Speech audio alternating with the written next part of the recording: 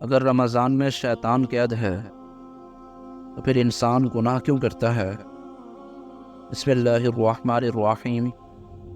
ناظرین، ماہ رمضان المبارک کی جب آمد ہوتی ہے تو تمام علماء کرام کی زبانوں پر ایک مشہور حدیث گردش کرنے لگتی ہے۔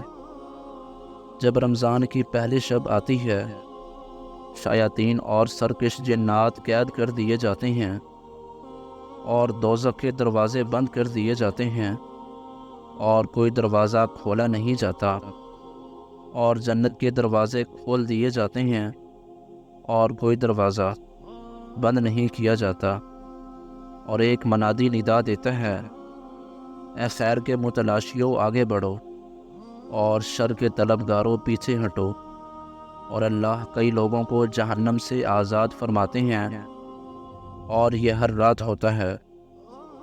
یہ حدیث ہم نے بھی کئی دفعہ سنی اور کتابوں میں بھی پڑھی ہے، لیکن اس کے صحیح اور درست مفہوم تک شاید ہم ابھی تک رسائی حاصل نہیں کر سکے۔ حدیث پاک کا ظاہری مفہوم تو یہی ہے کہ رمضان کی آمد پر شیاطین قید کر دیے جاتے ہیں، لیکن شیاطین کے قید کیے جانے سے کیا مراد ہے؟ کیا واقعتاً شیطانوں کو زنجیروں میں جکڑ دیا جاتا ہے اور انسانوں کو ان کے وسوسوں سے محفوظ کر دیا جاتا ہے؟ اگر یہ مفہوم مراد ہو تو یہ سوال باقی رہتا ہے کہ پھر انسان کو معصیت اور نافرمانی اور برے کاموں پر کون سی چیز آمادہ کرتی ہے؟ کیونکہ ہم دیکھتے ہیں کہ بہت سے انسان رمضان کے مہینے میں بھی گناہوں میں ملوث ہوتے ہیں، اور اگر حدیث شریف کا یہ مفہوم نہیں ہے اور شیطان کے قید کیے جانے سے حقیقتاً قید کرنے کا معنی نہیں، تو پھر حدیث شریف کا صحیح اور درست مفہوم کیا ہے، اور علماء نے اس کے بارے میں کیا بیان کیا ہے؟ آئیے علماء کی اقوال کی روشنی میں حدیث شریف کا صحیح مفہوم سمجھنے کی کوشش کرتے ہیں۔ انسان گناہ کیوں کرتا ہے؟ سب سے پہلے تو یہ جان لینا چاہیے کہ انسانوں سے گناہ کیوں سرزد ہوتے ہیں، کون سی چیز گناہوں پر اکساتی ہے۔ انسانوں کو گناہ کی دعوت دینے والی دو چیزیں ہیں۔ اول تو شیطانی وسوسے۔ شیطان ہر ممکن کوشش کرتا ہے کہ وہ انسانوں کو گناہ میں مبتلا کر دے۔ اس کے لیے وہ مختلف حربے اور طریقے استعمال کرتا ہے۔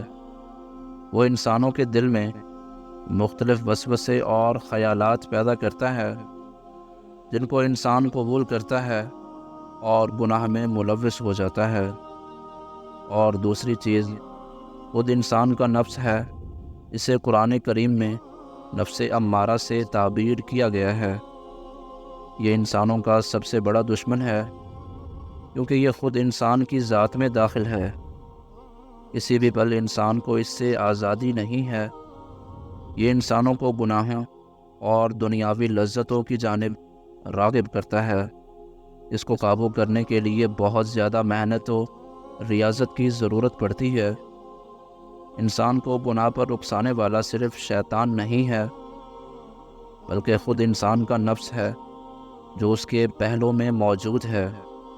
چنانچہ بہت سے علماء کہتے ہیں کہ رمضان میں شیاطین کو قید کر دیا جاتا ہے، جس کی کیفیت اور حقیقت اللہ تعالیٰ ہی کو معلوم ہے، اور انسان رمضان کے مہینے میں جو گناہ کا ارتکاب کرتا ہے وہ نفسانی خواہشات کی بنا پر کرتا ہے، یعنی اس کا نفس بھی اسے گناہوں کی رغبت دلاتا ہے، اور انسان اس پر قابو نہ پانے کی صورت میں اس کا غلام بن جاتا ہے اور اس کے اشاروں پر چلنے لگتا ہے۔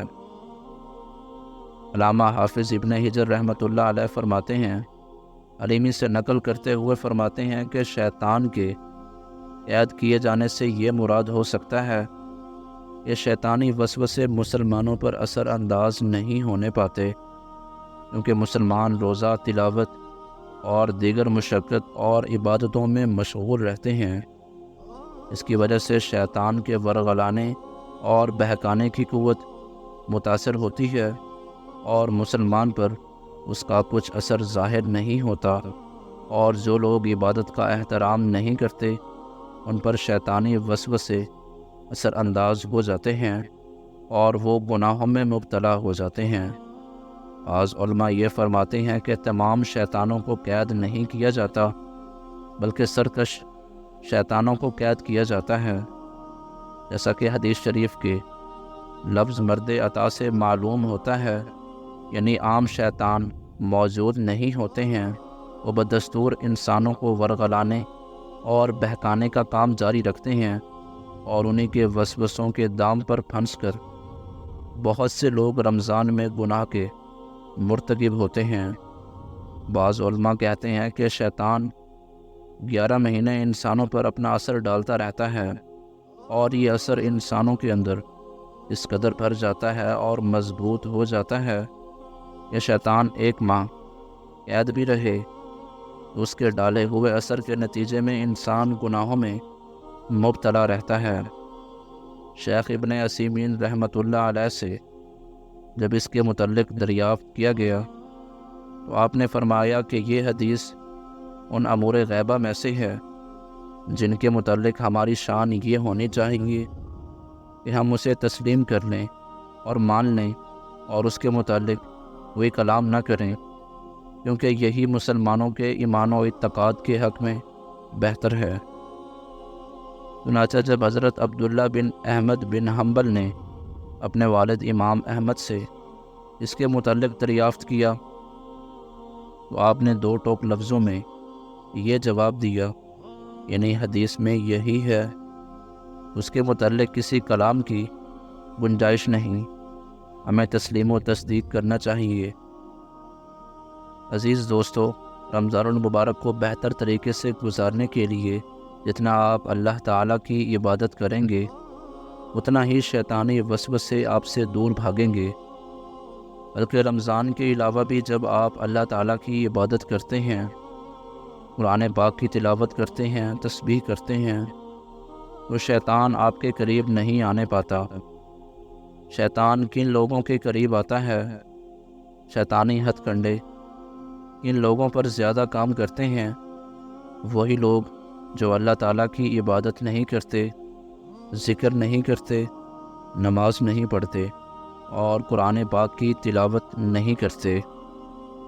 جب انسان اللہ پاک سے دور ہو جاتا ہے، رسول اللہ صلی اللہ علیہ وسلم کے بتائے ہوئے طریقے سے دور ہو جاتا ہے، آپ کی سنت پر عمل نہیں کرتا، تو ظاہر سی بات ہے وہ شیطان کے ہاتھ چڑھ جاتا ہے، وہ شیطان کا سب سے آسان ہدف بن جاتا ہے۔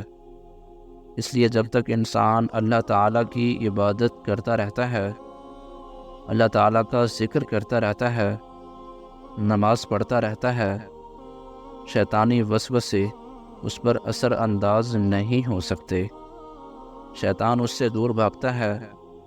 کافی حدیثوں میں ہم نے پڑھا ہے کہ جب ہم اللہ تعالیٰ کی عبادت کرتے ہیں، جب ہم ذکر و اذکار کرتے ہیں تو شیطان ہم سے دور بھاگتا ہے۔ ماہ رمضان برکتوں والا مہینہ ہے، اور اس ماہ کی عظمت کا اندازہ اس بات سے لگایا جا سکتا ہے کہ قرآن مقدس کا نزول اسی مقدس مہینے میں ہوا۔